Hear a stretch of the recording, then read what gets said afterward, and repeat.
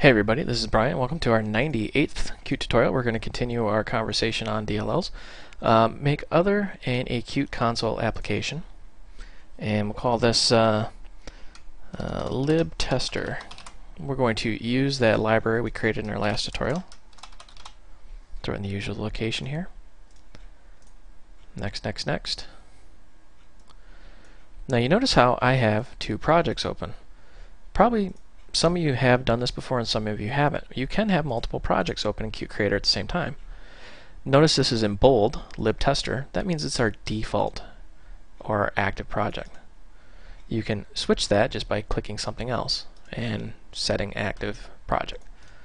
So let's make sure lib tester is our active project, and this is just a console application. And what we're going to be doing is using this DLL which we created in our last tutorial. But I will include the source code and the actual compiled DLLs with the code up on my website, just in case you're just now tuning in. So we've created our DLL, and we've covered these beautiful little header files and what they mean. And our code is very simply just has a test function. We're just showing you the concept here. And test just has a Qdebug that says hello from our DLL. And we've already compiled these. So what we're going to do is jump in here, and we're going to include our header files. Now, before we can do that, we need to actually include them in our project. So let me pause this. Remember, when we created our DLLs, it created these header files. We need both these header files, so we'll copy these, and we're just going to put them in the same directory with our current project, lib tester. There is a way to link these through Qt Creator, but just for the sake of time and understanding, we're just going to do it this way. And then we are going to, where is it? Add existing files, lib tester, and we're going to select our libraries, or sorry, our headers. Now they're in our project here, and we're just going to include mylibh. Now we have access to our DLL. Now we've got a header, and we've included it. So if we just try to give this a good build, and let's switch this into debug mode. Whoops, debug mode. Third time's a charm, debug mode, there we go. If we switch that into debug mode and then just give this a good build, notice there's no build issues, we got a good compile output. But if we try to run this, let's try to run this and see what happens here. Everything works fine. Now, let's say mylib, we'll just call it clib, and we're going to call our test function. This is a common pitfall most people fall for. Notice how our first one said exited with code 0. That means nothing bad happened. Let's try this again.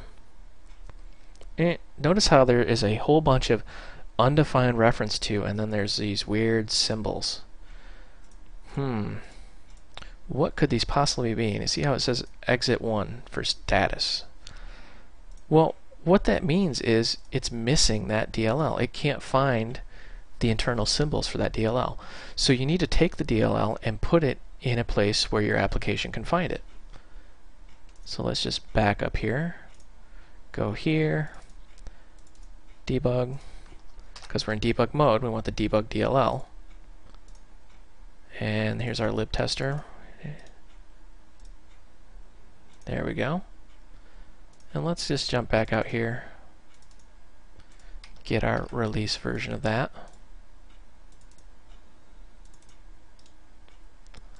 And copy and paste the release version out here.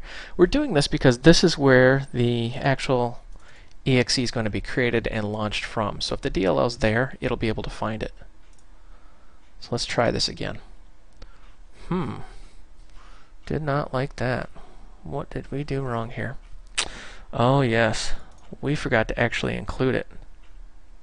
Now looking at our project file, you see that something's missing. Qt doesn't know where the actual library is. It doesn't know what to link to. So it's complaining undefined reference to. We haven't defined where these are. So it's looking for that code from the header file. So what we're going to do is we're just going to type libs plus equal and then we have to give it a path. And let's kind of cheat it and copy and paste it here. Here is the actual full path of that DLL that it's going to link against. It does this because this is called static binding. Or I'm sorry, not static binding. This is where it links to it. And it does that because every time you build a DLL, it might be slightly different. So mylib.dll that I build is going to be slightly different than mylib.dll that you build. It's the difference between the compiler, the processor, I mean, all these things come together. And I know a couple of you gurus out there are going to send me hate mail, and I appreciate your feedback. I would love a better explanation because I've actually struggled with this myself for quite a long time of how to accurately describe this. Anyways, now that we've got this, we can run this. And you see, sure enough, it compiles, it runs, and it says hello from our DLL.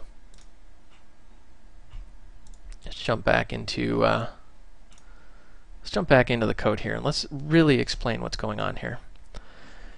We've got our lib tester, which is just a basic little application. It's just a command line application.